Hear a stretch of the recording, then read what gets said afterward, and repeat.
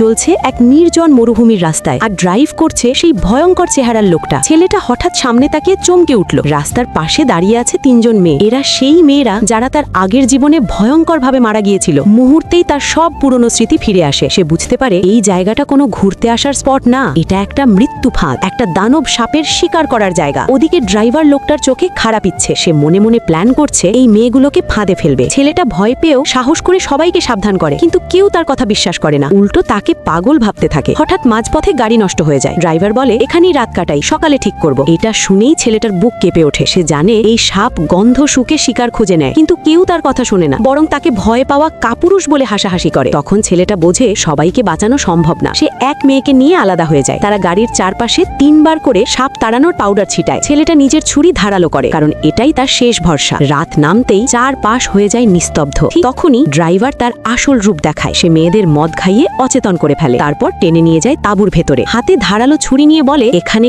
কেউ কিছু জানবে না। ঠিক তখনই ছেলেটার দরজা ভেঙে ঢুকে পড়ে। সে ড্রাইভারকে থামিয়ে দেয়। ছুরি দেখে ড্রাইভার ভয় পেয়ে পিছিয়ে যায়, ভান করে চলে যায় সেখান থেকে। কিন্তু সে জানতো না তার আসল শাস্তি এখনো বাকি। জঙ্গলের ভেতরে গিয়ে যখন সে রাগে চিৎকার করছিল, ঠিক তখনই তার পেছনে ধীরে ধীরে উঠে দাঁড়ায় এক বিশাল ছায়া। একজোড়া ঠান্ডা লাল চোখ তাকে তাকিয়ে দেখছিল। দানব সাপ আবার শিকার পেয়েছে। এই ছেলেটা কি এবার সবাইকে বাঁচাতে পারবে, নাকি আবারও সেই ভয়ঙ্কর মৃত্যুর মুখে পড়বে?